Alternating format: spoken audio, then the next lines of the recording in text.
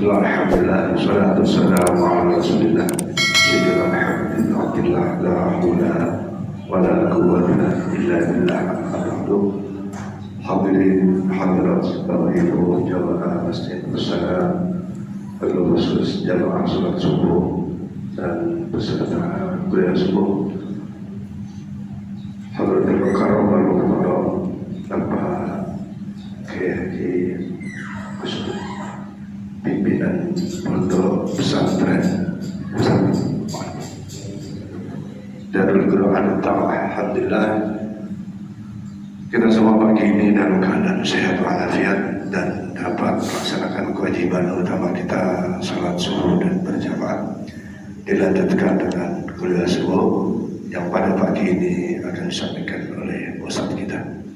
Mudah-mudahan amalia ibadah kita pada hari ini dan hari-hari sebelumnya senantiasa diterima oleh Allah Subhanahu wa Ta'ala, mendapatkan keberkahan dari amalia ibadah kita. InsyaAllah dengan hal itu senantiasa mendapatkan rahmat dan ridhonya, mudah-mudahan menjadi bekal menghadap Allah dengan keadaan husnul khatimah dan mendapat syafaat dari Rasulullah Muhammad sallallahu alaihi wasallam. Para jemaah sekalian, mari kita senantiasa menambah pemahaman kita tentang amalia ibadah yang sebagaimana kita ketahui, tanpa ilmu, tanpa pemahaman yang benar di dalam amalia ibadah kita, bisa jadi ibadah ini kurang sempurna dan bisa jadi menjadi sebab tidak diterimanya oleh Allah Subhanahu wa Ta'ala. Lagi ta'lim ini semuanya kita terus lakukan untuk menambah pemahaman kita, jangan sampai terpengaruh, tergoda oleh paham-paham yang selama ini banyak berseliweran di dalam keseharian kita, baik melalui media sosial dan lain-lain. Kita tanyakan hal-hal yang mungkin meragukan buat kita, yang tidak mantap di dalam melaksanakannya, termasuk di dalam pola keimanan kita, pola keikhlasan kita dalam beribadah kepada Allah Subhanahu wa Ta'ala, dalam menjalin hablum minallah dengan kuat, dengan kokoh dan istiqomah dengan baik, dan juga hablum minannas kita berupaya untuk melaksanakan dengan sebaik-baiknya. Untuk itu mari kita dengarkan tausiah beliau, kajian beliau yang langsung menggunakan beberapa kitab yang kita lihat, mudah-mudahan banyak manfaat bagi kita sekalian. Terima kasih, dan kepada ustaz kita persilakan Fadil Basyura.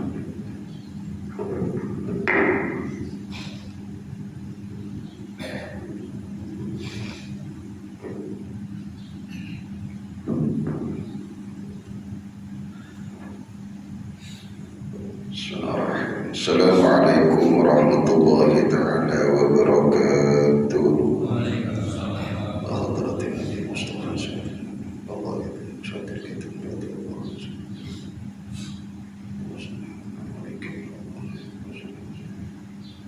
Al-Fatihah. A'udzu billahi minasy syaithanir rajim. Bismillahirrahmanirrahim.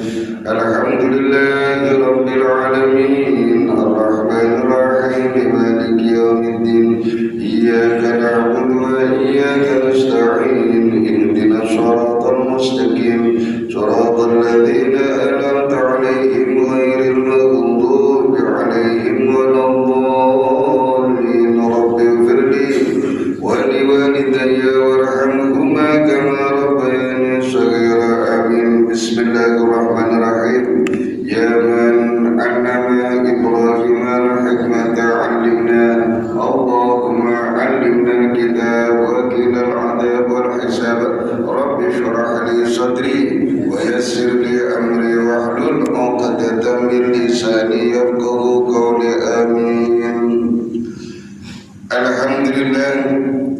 Alhamdulillahi rabbil alamin, wa bihi nasta'in ala umuri dunya waddin.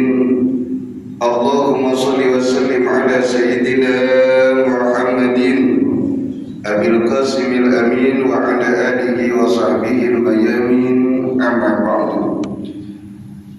Hadratan mukarramin wal muhtaramin, para alim ulama, para imam, tokoh agama, tokoh masyarakat yang ada di sekitar Masjid Bagus Salam, Kompleks Duta Bandara.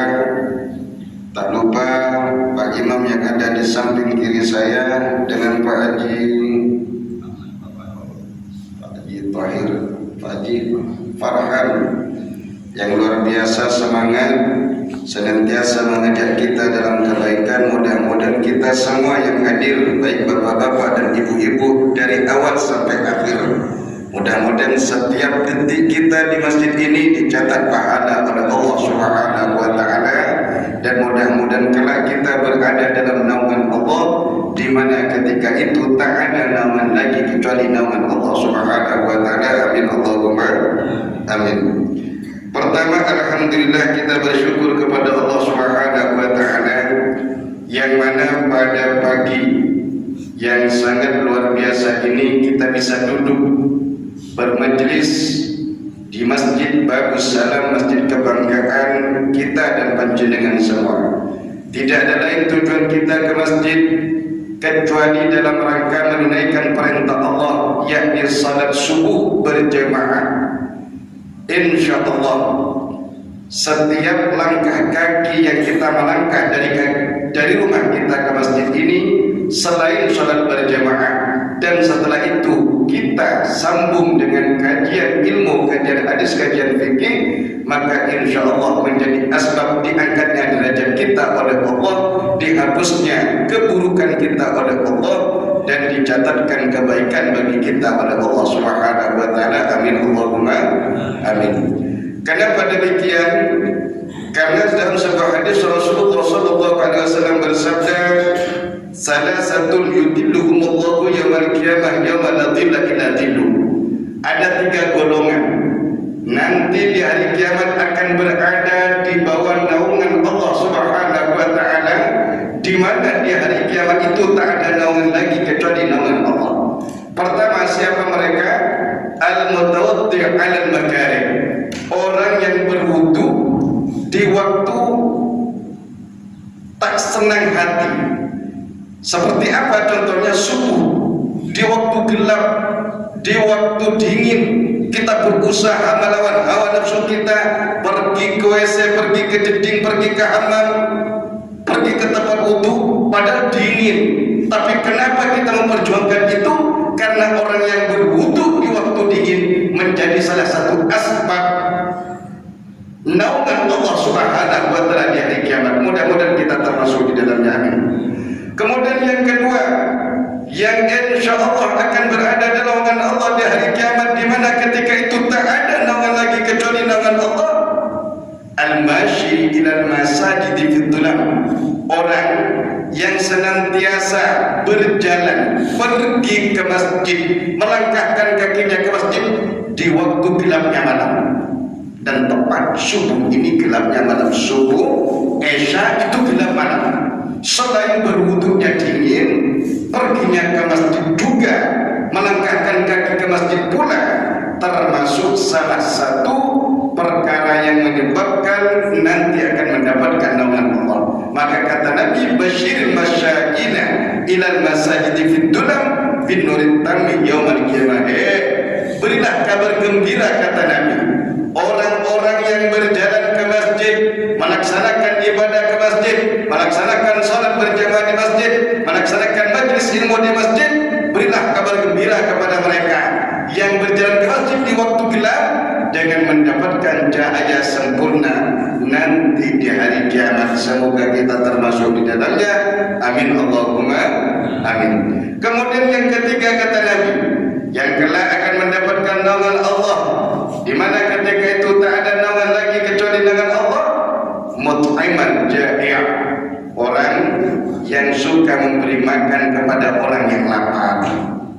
Orang yang suka memberi makan kepada orang yang lapar, mengenyangkan perut orang-orang atau makhluk yang lapar, maka maka ini termasuk golongan orang yang kelak akan mendapatkan naungan Allah Subhanahu wa taala. Dan ingat bahwa sedekah, infak, zakat, wakaf, hibah yang sering kita keluarkan baik kepada tempat-tempat sarana agama, masjid, pondok pesantren, mushola, dan kepada fuqara, masakin, yatama, yatim-yatim, dan janda-janda tua.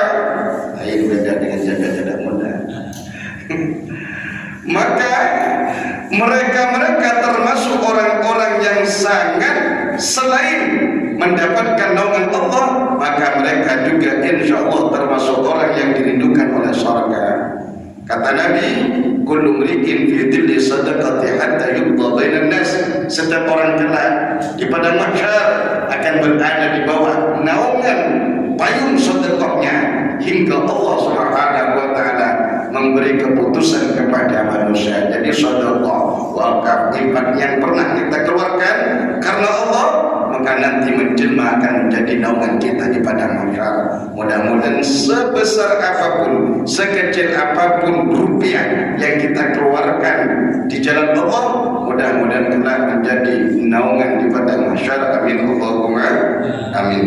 Hadirin hadirat para pemirsa dimanapun anda berada yang semoga dibanggakan oleh Allah Subhanahu wa taala. Pada kesempatan kali ini saya membawa kitab Fathul Qorib. Biar tak kemana-mana kajiannya, jadi kita membahas tentang seputar sholat saja. Baik, qala al-mu'alliful allamah Ibnu Qasim al-Ghazali rahimahullahu ta'ala wa nafa'ana Allahu bi'ulumi wa anwari wa sawari fid dharain amin. Sebelum kita mengkaji, saya menyampaikan satu hadis dalam kitab Khasaisul Ummatil Muhammadiyah karya Sayyid Muhammad bin Ali bin Abbas al-Maliki, ulama Makkah, Ahlus Sunnah wal Jamaah. Di dalam hadis ini dojaah dan datang anna Nabi sallallahu alaihi wasallam, bahwasanya Nabi Muhammad sallallahu alaihi wasallam pernah berkata, apa kata Nabi? Awwalul waqti ridwanullah. Salat di pertamanya waktu itu adalah ridhonya Allah. Maka kita sering salat di awal waktu itu mendatangkan ridhonya Allah. Wa wasatul waqti rahmatullah. Salat di pertengahan waktu, misalnya kalau subuh, ya awal-awal subuh itu mendatangkan ridho Allah. Misalnya ternyata bangunnya jam 5 kurang seperempat, berarti itu pertengahan waktu, maka itu termasuk rahmatullah, ampunan Allah. Bagi orang yang bangun setengah 6 kan masih ada itu di akhir waktu, maka itu pun bukan akhir waktu. Kata Nabi, afdhalu azza wa jalla adalah ampunan Allah Subhanahu wa taala. Kenapa hikmahnya salat ini oleh Allah diberikan waktu? Agar kita hati-hati. Kenapa demikian? Karena kalau diberikan waktu kita bisa milih mau ngambil awal waktunya, pertengahan waktunya, akhir waktunya. Yang penting jangan keluar daripada waktu yang telah ditentukan oleh Allah Subhanahu wa taala. Faslun fasal wa syarat wujubi shalah thalathatu asya'. Syarat wujud wajibnya salat itu ada 3 perkara. Saya ulang lagi, syarat wajibnya salat itu ada 3 perkara. 1. Ahaduha al-islamu, ialah Islam. Satu harus Islam. Fala tajibu salatu 'alal kafir asli wa la yajibu 'alaihi qada'uha idza aslama. Maka salat tak wajib kepada orang kafir asli, dan andai kata dia mu'allaf masuk Islam dengan hidayah Allah, maka fala yajibu qada'uha, dia tak wajib mengganti atau mengqada salatnya. Tapi kalau orang Islam, kita misalnya ternyata ada sholat yang ketinggalan, atau sengaja atau tidak sengaja, contohnya ketiduran, atau kita perjalanan ternyata ketiduran atau kecapean dan lain sebagainya, maka ternyata belum sholat, maka wajib diganti sholatnya, diqadha atau diganti sholatnya. Bagaimana niatnya? Kalau sholat biasa adaan, maka itu diganti qadhaan. Kalau tak pakai usul, yang pakai usolli, misalnya usolli fardhu subh rakaatain mustaqbilan berarti qadhaan. Kalau bermakmum, makmuman, jadi imaman lillahi ta'ala. Kalau tak hafal itu, tidak mau pakai lafaz, karena lafaz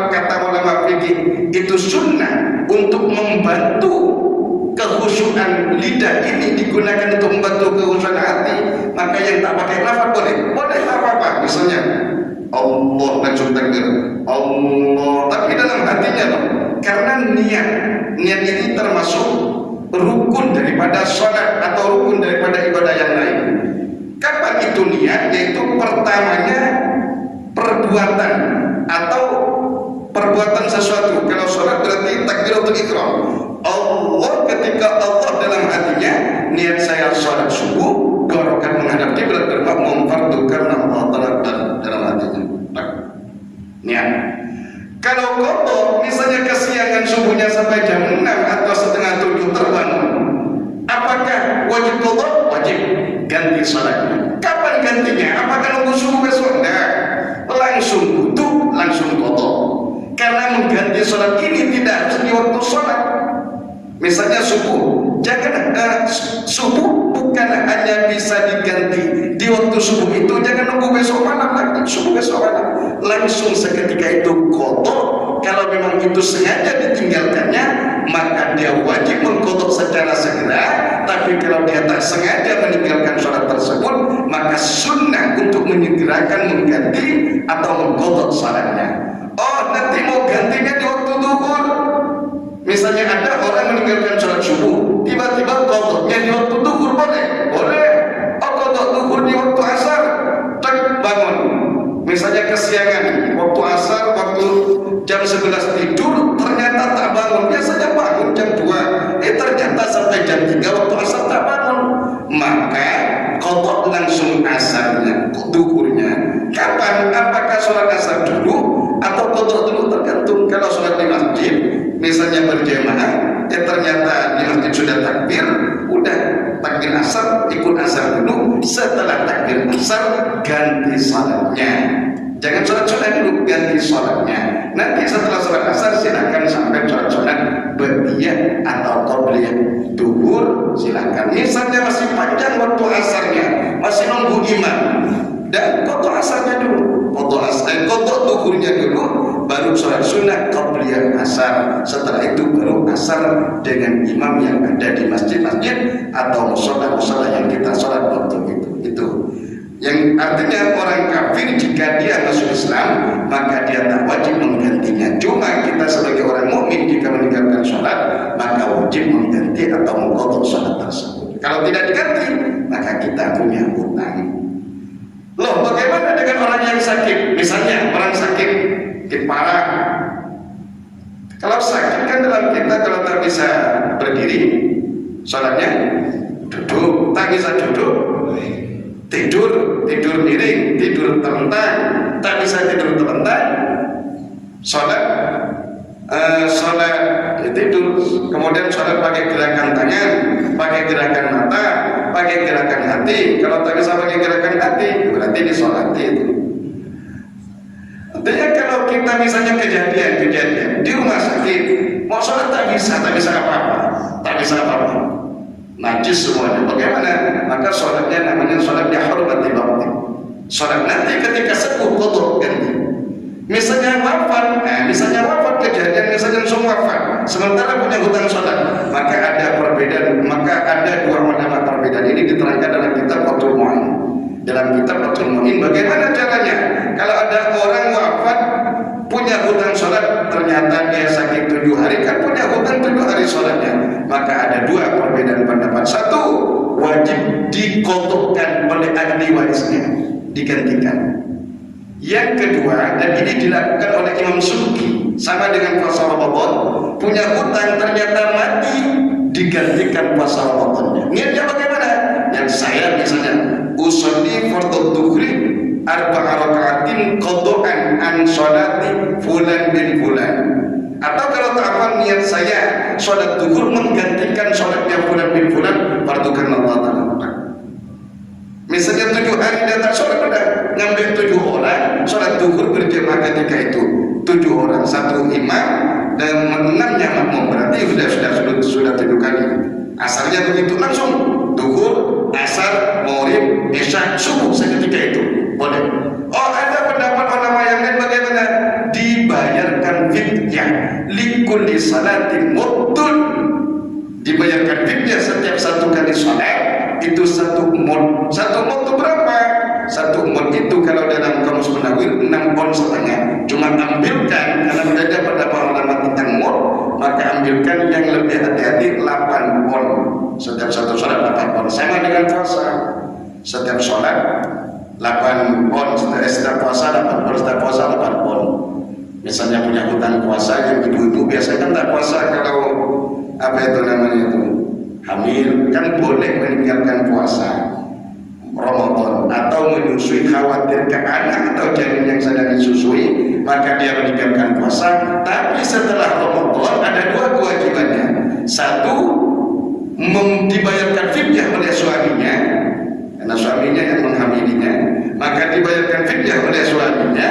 Dan 2, dia wajib mengganti puasanya setelah dia mampu mengganti puasanya. Ini diantaranya. Baik.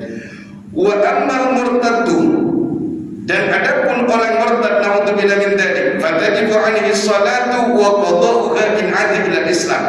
Dan adapun orang murtad, maka dia wajib melakukan sholat dan menggantinya atau mengqadanya dia jika dia kembali ke dalam Islam. Murtad ini ada 3, naudzubillah. Murtad itu keluar dari Islam. Naudzubillah min dzalik. 1, murtad secara niat. Contohnya dalam niat, dalam hatinya, bulan depan saya pindah agama Nasrani misalnya. Udah murtad seketika itu. Tidak nunggu bulan depan murtadnya. Bulan depan saya nyembah selain Allah misalnya. Udah murtad seketika itu. Tidak nunggu bulan depan murtadnya. Yang kedua, murtad secara perilaku, perbuatan. Contohnya, nyembah matahari, nyembah api, nyembah pohon, nyembah manusia, dan seterusnya. Naudzubillah. Yang ketiga, murtad secara lisan. Contohnya, dia apa sholat tak dapat kapak misalnya. Apa mau sholat tak dapat duit loh, sholat tak dapat duit loh misalnya. Padahal murtad tuh kalau orang Islam yang mengatakan itu. Apa puasa lapar-lapar aja tak dapat apa-apa, murtad itu. Kalau dia orang Islam murtad. Maka kalau demikian bagaimana? Maka ada yang Islam kembali kepada Islam. Bagaimana kembali pada Islam? Syahadat, syahadu an la ilaha illallah wa asyhadu anna Muhammadar Rasulullah. Lalu dia mengganti sholat yang dia tinggalkan dalam masa-masa murtadnya. Naudzubillah min dzalik. Baik. Wathani, dan adapun yang kedua termasuk syarat wajibnya sholat al-bulugh ialah baligh. Bulugh, baligh. Apa baligh? Baligh ini yang disebut baligh mukallaf, baligh dan punya akal. Punya akal berarti wa fala tajibu ala sabiyyin wa sabiyyah.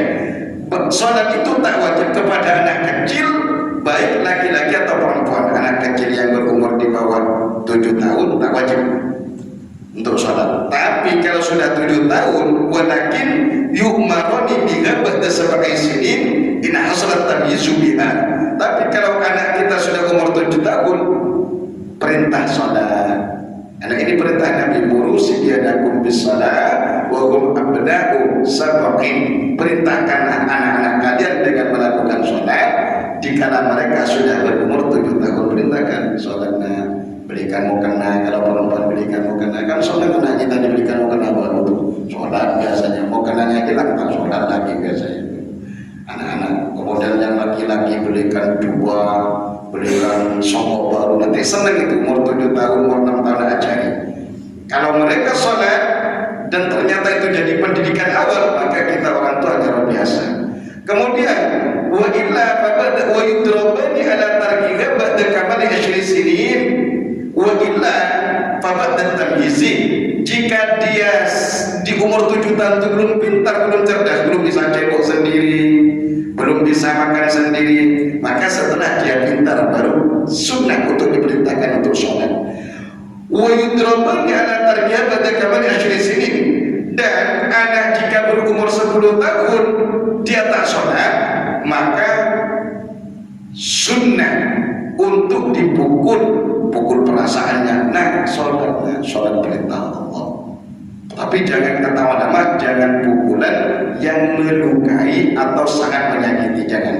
Pukulan pendidikan, kuping kan sholat, ayo aja ke masjid sholat, ayo, dan seterusnya dan seterusnya. Baik. Wasadis yang ketiga termasuk syarat rukun, syarat wajibnya salat al-aqlu, ialah punya akal. Kalau tak punya akal tak wajib salat. Ada beberapa orang yang tak wajib salat. Satu, wanita haid, wanita nifas, kemudian orang gila. Fala yajibu ala majnunin, dan tak wajib salat itu kepada orang gila. Jadi kalau mau bebas dari kewajiban udah gila saja. Nah, tadi. Cuma kan kalau tak mau bebas dari kewajiban udah gila saja. Karena kewajiban bagian yang disebut mukallaf adalah akil baligh. Akil baligh, punya akal dan baligh. Ada orang punya akal tapi tak baligh disebut anak kecil. Ada orang baligh tapi tak punya akal disebut gila. Maka wajib salat itu mukallaf. Kita ini semua kan mukallaf. Kalau dari Islam misalnya ada orang bersyahadat dari non-muslim jadi Islam disebut mukallaf, orang yang dijinakkan hatinya ke dalam Islam. Kalau mukallaf, orang yang terbebani dengan hukum-hukum syariat. Berarti kita semua mukallaf. Baik. Sudah syarat hukum salat, syarat wajibnya salat sudah. Sekarang kita masuk wassalawatul masnunah khamsun. Salat yang disunnahkan ada 5. Salat yang disunnahkan itu ada 5. Apa saja? Al-idani, salat hari raya, 2 hari raya. Idul Adha, Idul Fitri, kita singkat-singkat. Wal kusufani, yang kedua salat gerhana matahari dan gerhana bulan. Kalau gerhana di sini salat, begitu. Pernah sih, berarti tak sering berarti. Pernah. Kalau sholat gerhana, biasanya ada gerhana, sunnah sholat di rumahnya sama. Usolli sunnatan li kusufil qamari atau li kusufil syamsi atau kusufil qamari. Atau kalau apa? Allah, ternyata lihat bulan ini gerhana. Allahnya saya sholat gerhana bulan karena Allah Ta'ala. Rukunya 2, tapi rukunya 2 agak panjang sedikit. Fatihahnya 2 kali, suratnya agak panjang sedikit. Cuma kalau ramai-ramai nanti kita akan sampai kepada temanya. Wal istisqa, dan sholat minta hujan. Ini kalau daerah yang hujan kesulitan, misalnya musim kemarau sampai setahun sulit mau makan, mau minum sulit, maka disunahkan untuk sholat minta hujan. Wasunnah tabi'atul faraid, dan adapun sunnah-sunnah yang mengikuti sholat fardu atau sunnah ratibah, ia 17 rakaatan, ialah ada 17 rakaat. Ingat kalau ada pertanyaan berapa sholat sunnah yang mengikuti sholat fardu, maka ada 17. Yang pertama rakaat al-fajri, 2 rakaat sholat fajar, berarti rakaat sholat sebelum subuh. Bahkan kata Nabi, rakaat al-fajri khairun minad dunya wa ma fiha. Salat sunnah sebelum subuh itu lebih baik daripada dunia dan seisi-isinya. Jadi usahakan salat sebelum subuh. Kalau masih terkejar salat sunnah sebelum subuh, baiknya di rumah kita. Kalau misalnya yakin bahwa terkejar takbiratul ihram pertamanya imam subuh, maka salat sunnah qobliyah subuhnya mendingan di rumah kita. Itu lebih utama, lebih baik. Jangan sampai di rumah kita itu dikosongkan dari sholat berjamaahnya. Misalnya panjenengan laki-laki ahli sholat sampean semua ahli sholat berjamaah, jangan sampai di rumah kita dikosongkan daripada sholat sunnah. Rugi rumah kita nanti. Kenapa demikian? Karena sholat dan Quran yang sering kita baca dalam rumah selain di masjid itu adalah cahaya. Ke langit itu rumah-rumah yang di situ disolati, rumah-rumah yang dibacakan Quran, rumah-rumah yang banyak kebaikan di dalamnya. Itu seperti menurut penduduk langit, itu seperti matahari yang menerangi bumi, terang bercahayanya. Jadi sholat apa saja di rumah, sholat duha silakan di rumahnya sampean. Misalnya di masjid nanti sholat isyraq atau duha 2 rakaat, di rumahnya nanti ngambil 2 rakaat lagi. Atau mau kerja setelah mandi ngambil 2 rakaat. Soalnya sunat duha, karena duha kan 8 rakaat atau 12 rakaat paling banyak. Jadi kalau sampai di masjid sholat isyraq plus sholat duha 2 rakaat, maka di rumahnya nanti setelah mau kerja mandi dek wassalamualaikum warahmatullahi wabarakatuh sholat duha rakaat ini billahi ta'ala akbar. Niat saya sholat duha 2 rakaat sunat karena Allah ta'ala akbar. Suratnya apa suratnya? Surahnya kalau sampai apa rakaat pertama wasyamsi wal duha. Kalau tak hafal qul ya ayyuhal kafirun. Rakaat kedua kalau hafal wadduha wal laili idza saja ma wadda. Kalau tak hafal surah qul huwallahu ahad. Kalau tak hafal semua dapat TH saja. Boleh Bapak? Boleh. Yang wajib kan TH. Sholat wajib saja boleh, TH saja, apalagi yang sunnah. Nah begitu. Utamanya luar biasa. Sholat duha, kalau sholat 2 rakaat tidak dicatat orang yang lupa kepada Allah Ta'ala. Berkah. Sholat duha menjadi asbab lancarnya rezeki seseorang. Sholat duha. Apalagi sholat witir, usahakan sholat witir jangan ditinggalkan. Walaupun 1 rakaat, jangan nunggu Ramadan. Kalau kita kan biasanya perasaan kita bahwa sholat witir hanya di Ramadan. Tidak, yang hanya di Ramadan itu sholat tarawih. Cuma sholat witir sepanjang malam dan tak pernah ditinggalkan oleh Nabi. Maka sholat witir dan duha termasuk sholat yang tak pernah ditinggalkan oleh Nabi.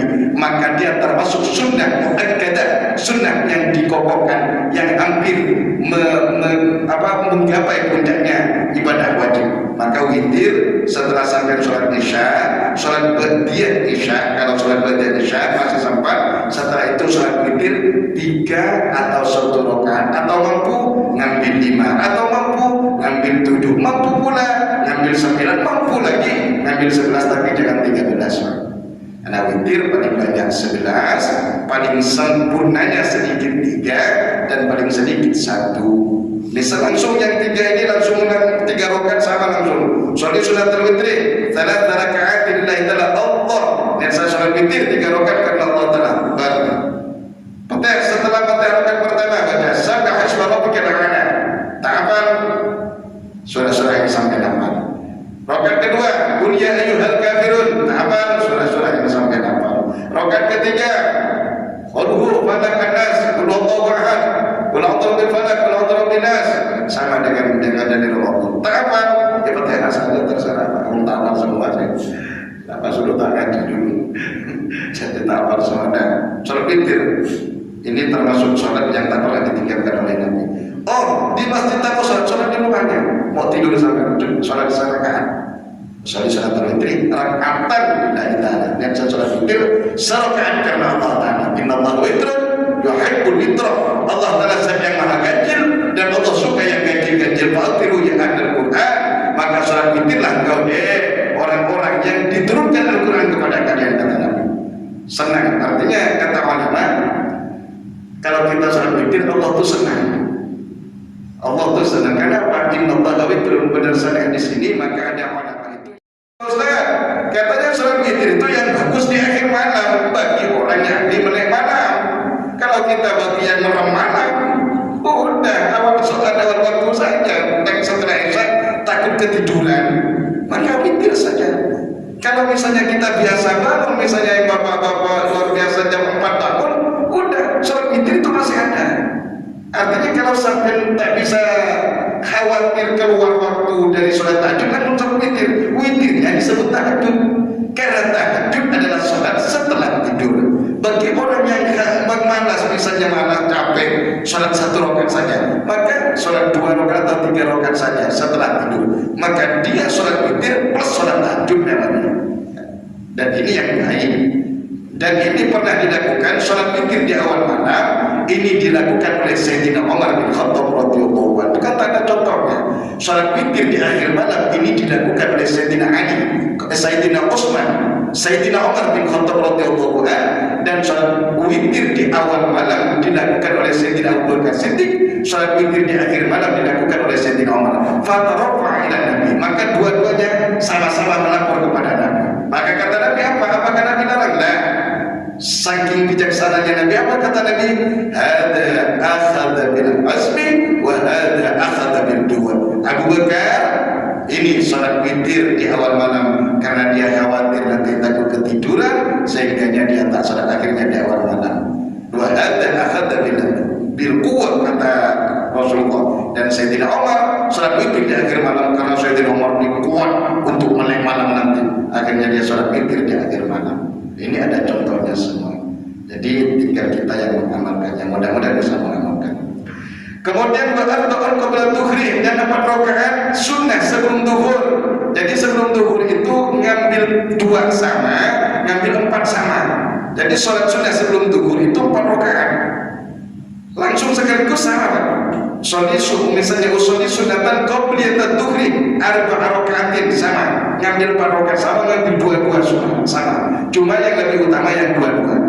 Karena ulama fikih maka terafilan karena terajab yang paling sulit perbuatannya, yang paling banyak gerakan ibadahnya, maka dia lebih banyak pahalanya. Jadi 2, 4. Warokatan ibadah yang ini yang muakkad, yang kuat, yang kokoh, sunnah yang kokoh. Warokatan ibadah dan 2 rakaat setelah zuhur. Setelah zuhur boleh 2 rakaat dan boleh 4 rakaat. Yang 2 rakaatnya itu muakkad dikokohkan, yang 2 rakaat yang ghairu muakkad tak dikokohkan. Kemudian wa'ardul qabla asri dan 4 rakaat sebelum asar. Bahkan orang yang sholat sunnah sebelum asar 4 rakaat ini mendapat doa dari Nabi. Apa kata Nabi?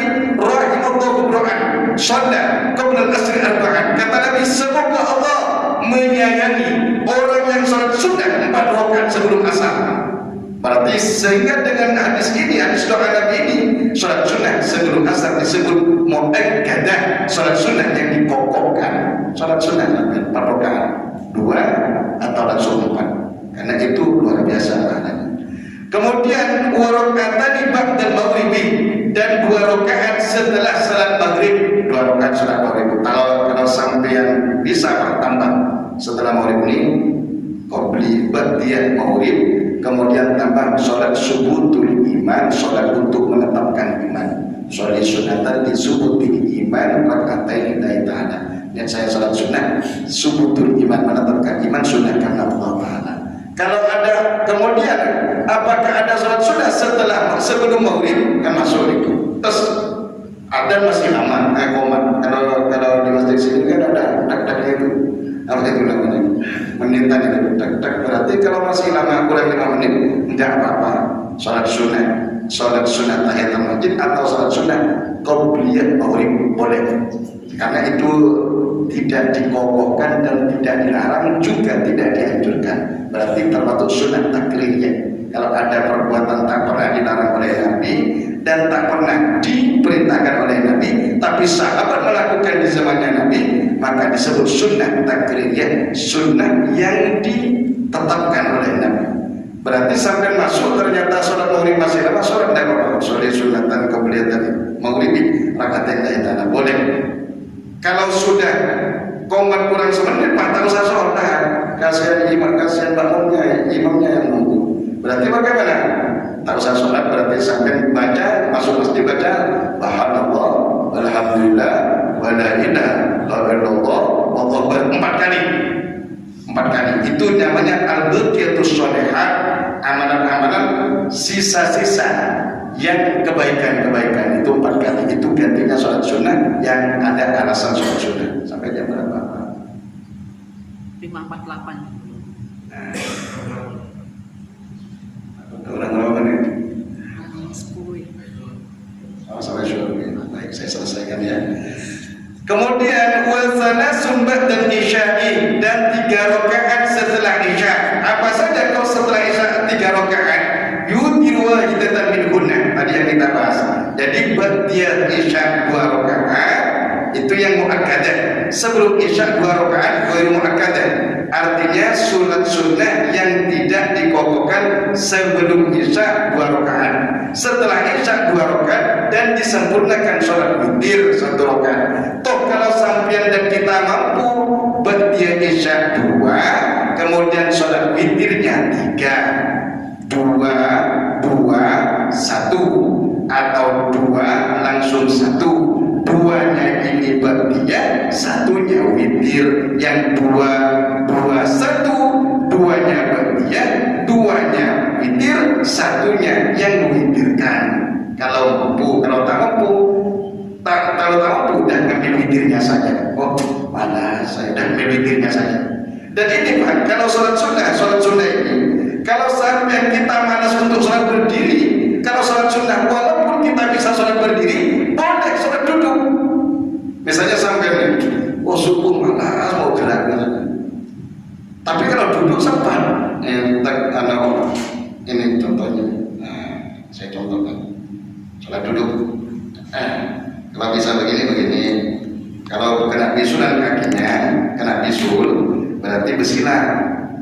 Begini. Yang penting kakinya bisa. Gimana yang bisa itu yang dilakukan.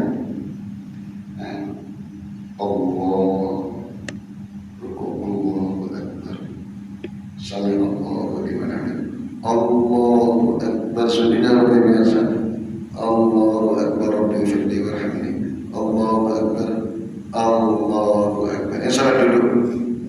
Kalau yang sakit kaki kanan, berarti sholat duduknya begini. Sakit kaki kiri begini. Oh tak bisa, apa? Tak bisa dia nokan kakinya, dilipat.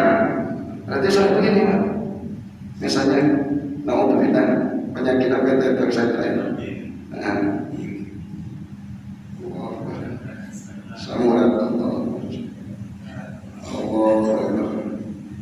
Gimana lu kita bisa sujud ini gimana? Udah berarti lebih rendah sujudnya. Jangan maksa begini tapi jatuh. Sunat. Kemudian wasalah sudah wafil muakkadat dan seterusnya. Mungkin untuk sementara hanya itu yang dapat saya sampaikan. Mungkin ada pertanyaan satu atau dua, silakan. Baik, para jamaah sekalian, alhamdulillah Ustaz kita telah menjelaskan tentang keutamaan orang-orang yang senantiasa dilindungi oleh Allah, perlindungan oleh Allah, yaitu wudu di saat dingin, pergi ke masjid di saat gelap, termasuk isya maupun subuh. Sekarang terang dengan karena lampu, zaman dulu nggak ada lampu gelap dan tentu saja ikut sholat di awal waktu menjadi sesuatu yang utama bagi kita sebagai umat Islam, sebagai orang yang beriman. Yang kedua tentang utamanya sholat sunnah 17 rakaat. Saya kira ini harus menjadi semangat memacu kita, memotivasi kita untuk istiqomah di dalam sholat sunnah yang 17 rakaat itu, yang muakkad maupun muakkad. Nah, para jemaah sekalian, berkaitan dengan sholat sunnah ini, ya. Kalau tadi syarat sholat sudah kira cukup jelas. Mungkin ada yang ditanyakan tentang qobliyah. Sekarang kan gini nih Pak Bro, ada orang datang ke masjid, waktu qomat masih 5 menit, dia tidak sholat, tapi dia berdiri, dia berdoa gitu. Ada begitu kan? Berdiri tapi nggak sholat. Padahal afdolnya kan masuk masjid sholat. Ya. Ini pemahaman yang menurut saya gak baru itu. Dulu dia sudah ada masuk masjid waktu dia sholat. Dia sekarang berdoa, dia berdiri ya gitu. Padahal waktu masih 5 menit dan saya kira cukup untuk sholat misalnya dua rakaat. Kemudian tadi ada qobliyah zuhur, qobliyah zuhur. Kemudian bagaimana kalau zuhur digantikan Jumat atau Jumatan, ada nggak qobliyah? Silakan Bapak Ibu, ada yang ingin ditanyakan? Waktu kejebak macet, begitu sampai langsung sholat isya, apakah kita pondok sholat maghrib dulu atau sholat isya dulu? Sekian, terima kasih Pak Ustaz. Assalamualaikum warahmatullahi wabarakatuh. Itu kan tidak sengaja. Misalnya dia sholat di masjid, kalau dia sholat imamnya sudah sholat, misalnya di masjid Pak ya, imamnya sudah sholat, langsung ikut dengan sholat imam isya'nya. Baru setelah sholat isya, tak usah sholat sunnah dulu, langsung ganti maghribnya. kalau dia di masjid. Tapi kalau di rumahnya, baiknya qodho maghribnya dulu baru isya kalau sholat di rumah. Cuma kalau di masjid lihat keadaan. Kalau masih jauh qomatnya, berarti maghrib dulu qodho sembari menunggu qomatnya imam isya. Jangan sholat sunnah qobliyah tak boleh. Harus wajibnya dulu diutamakan, baru qobliyah isyanya kalau masih terkejar, baru isyanya. Kira-kira seperti itu. Allahu a'lam bishawab. Silakan Ibu. Ada Pak. Saya ingin menanyakan masalah tuntunan sholat kalau kita duduk di kursi, Ustaz. Ada yang saya lihat, mungkin saya langsung praktekkan dulu ya. Jadi bisa dilihat mana yang benar, mana yang salah gitu. Jadi ada yang sholatnya gini, Ustaz. Saat sudah khutbah terus baca al-Baqarah dan surah. Jadi waktu mau ruku itu tangannya jadi tangan kan bisa digenggam, tapi dia turun, saya duduk begini jadinya. Nah, jadi gini baru dia membaca gimana mindah gitu. Yang mana yang benar gitu? Apakah langsung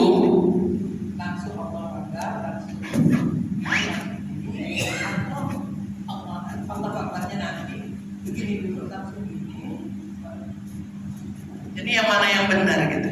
Mau sholat duduk. Iya, sholatnya duduk di kursi, tapi waktu dia sujud begini. Waktu dia agak mendekat sedikit. Tapi tangannya yang ditanyakan ini tangannya, Ustaz. Yang mana benar? Jadi apakah ini langsung duduk dulu baru baca Subhanallah baru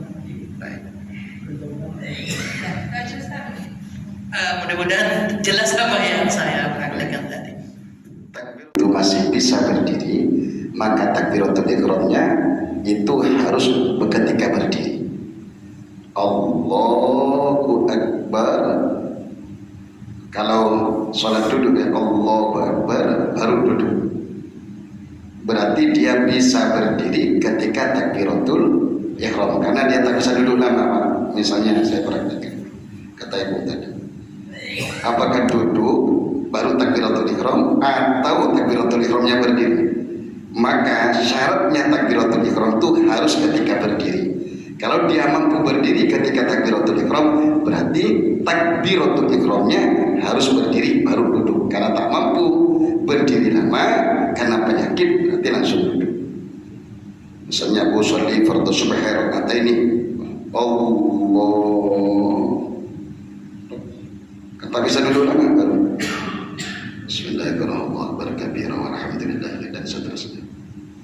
Allahu Akbar subhanallah. Sami Allahu liman hamidah. Walaupun tak duduk karena tak bisa duduk lama kan karena penyakit, berarti yang penting untuk takbiratul ihramnya kalau bisa berdiri yang sholat duduk. Kalau tak bisa berdiri ya tetap duduk ketika duduk takbiratul ihramnya. Kira-kira seperti itu. Ya, gitu ya. Bukan, maksud saya begini, pada saat dia sedang takbiratul ihram, terus dia udah membaca Al-Fatihah dan surah, terus kan biasanya kita kan langsung Allahu Akbar terus ruku. Nah ini tangannya itu tidak boleh langsung begini, tapi duduk dulu, lalu baru baca takbiratul ihramnya gitu. Jadi gimana Ustaz? Saya bingung juga karena saya pernah melihat gitu ya. Jadi takbiratul ihram itu hanya takbir pertama. Bisa jangan takbiratul ihram itu hanya takbir pertama yang disebut takbiratul ihram. Takbir setelahnya disebut takbir intiqal. Takbir intiqal takbir perpindahan antara satu gerakan ke gerakan yang lain.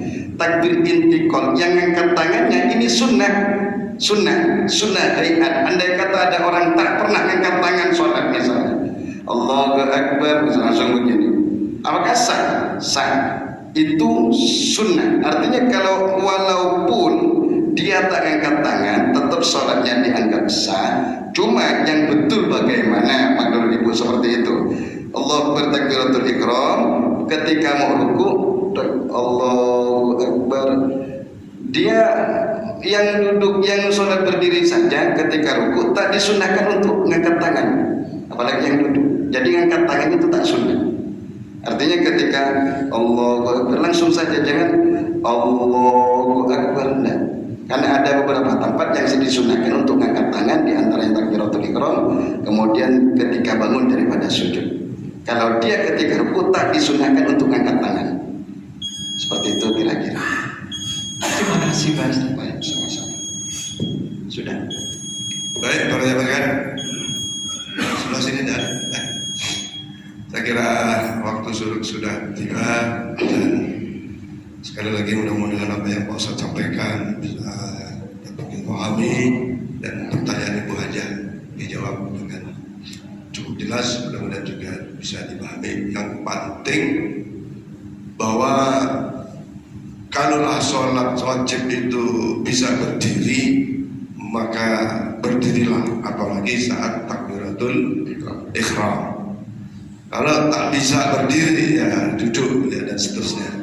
Apalagi sholat sunnah, maka boleh takbiratul ihramnya dengan posisi duduk, ya, Ustaz. Mudah-mudahan kita semua sehat sehingga sholat dengan sempurna, sesempurna mungkin sesuai ilmu yang kita peroleh, kita dapati. Mudah-mudahan ibadah kita senantiasa diterima oleh Allah Subhanahu wa ta'ala. Amin ya rabbal alamin. Dan yang lebih penting lagi, mari kita laksanakan, ikhtiarkan untuk melaksanakan. Satu sisi wajib tidak pernah kita tinggal 17 rakaat satu hari satu malam. Upayakan sholat sunnahnya pun setidaknya 17 rakaat satu hari satu malam. Saya pernah ajak bapak-bapak, ibu-ibu untuk sholat satu hari itu 99 rakaat. Bisa nggak? Bisa. 17 kali 2 34. Ditambah duha 8 misalnya sudah 44. Ditambah witir 3 47. Ditambah tahajud tak terbatas. Bisa. Apalagi masuk masjid ada waktu, tambah tahiyatan masjid. Ayo coba.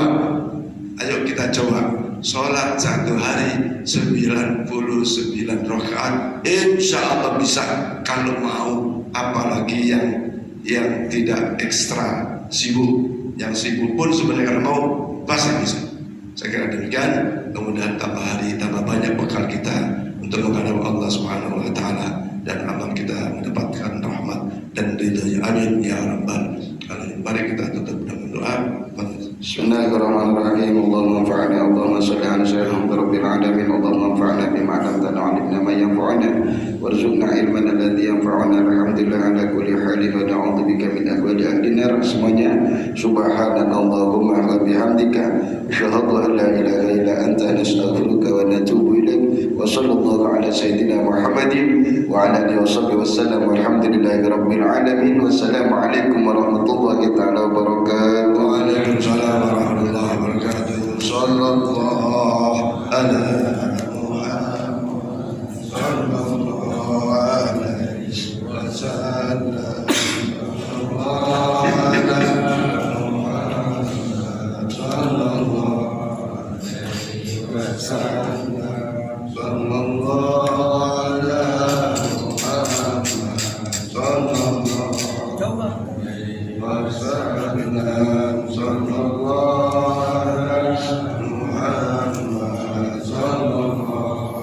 alaihi wasallam. Sallallahu ala Muhammad